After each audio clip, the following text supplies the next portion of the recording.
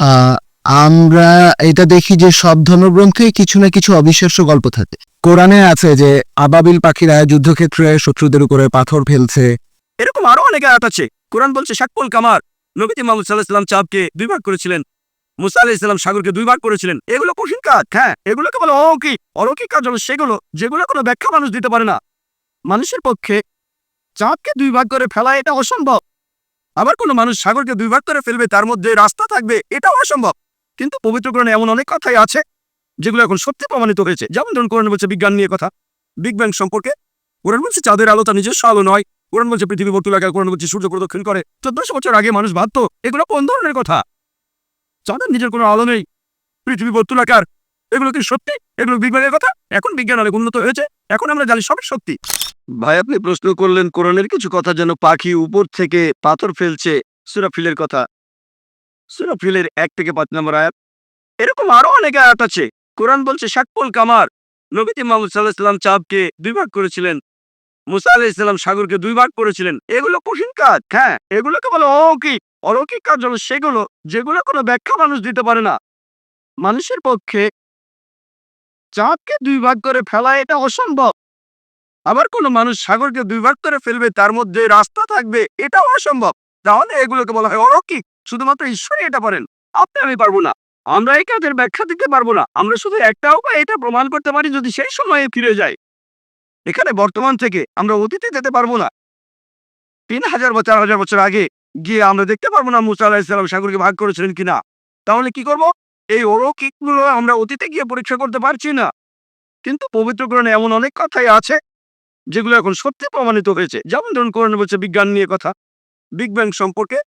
কোরআন বলছে চাঁদের আলো তার নিজস্ব আলো নয়। কোরআন বলছে পৃথিবী বর্তুলাকার। কোরআন বলছে সূর্য প্রদক্ষিণ করে। 1400 বছর আগে মানুষ ভাবত এগুলো কোন ধরনের কথা? চাঁদের নিজের কোনো আলো নেই, পৃথিবী বর্তুলাকার। এগুলো কি সত্যি? এগুলো বিগ ব্যাং এর কথা। এখন বিজ্ঞান অনেক উন্নত হয়েছে, এখন আমরা জানি সবই সত্যি। তবে অতীতে কি হয়েছে জানার জন্য অতীতে যেতে পারবো না। আমার যুক্তি বলে কোরআনে যে কথাগুলো আছে, কিছু পরীক্ষা করা যায়, কিছু পরীক্ষা করা যাবে না। আমরা অতীতে যেতে পারবো না। তাহলে এই ব্যাপারগুলো কিছুটা অপরিষ্কার। আমরা বর্তমানে যেগুলো পরীক্ষা করতে পারি, সেই কথাগুলোর মধ্যে যা কিছু পরীক্ষা করতে পারি, ধরেন 80% চেক করতে পারি। আমার যুক্তি বলে 80% কোরআনে যে কথাগুলো আছে পরীক্ষা করতে পারি, সেগুলো একেবারে 100% সঠিক। যেগুলো আমরা চেক করতে পারি তার মধ্যে 1% ও ভুল নেই। যদি বলেন এমন ঘটনা ঘটেনি, শুধু অতীতে গেলেই সেটা প্রমাণ করতে পারবেন। যদি কোরআন বলে মুসা নবী সমুদ্রকে 2 ভাগ করেছিলেন, এটা ভুল সেটা প্রমাণ করতে পারবেন না, সঠিকও প্রমাণ করতে পারবেন না। অতীতে যেতে পারবেন না। আমরা 3-4 হাজার বছর আগে ফিরে যেতে পারি? পারি না। তাহলে যদি যুক্তি দিয়ে বলতে পারি এই ব্যাপারটা সত্যি হতে পারে, নাও হতে পারে। সত্যি হতে পারে, নাও হতে পারে। পাখিগুলো হয় পাথর ফেলেছিল, না হয় ফেলেনি। ঠিক? আমরা বলতে পারি ব্যাপারটা পরিষ্কার না। যদি পারমাণবিক বোমার কথা বলতেন, হাজার বছর আগে তারা কি বিশ্বাস করত? বিশ্বাস করত? তারা বলতো পাগলের প্রভাব। ঠিক না ভুল? কিন্তু এখন তো আমরা বিশ্বাস করি। কারণ বিজ্ঞান উন্নত হয়েছে, এখন দেখি পারমাণবিক বোমা, আণবিক বোমা। তাহলে পাখিরা পাথর ফেলছে, এটা সমস্যা কোথায়? এটা খুব সোজা। পারমাণবিক বোমা আরো কঠিন।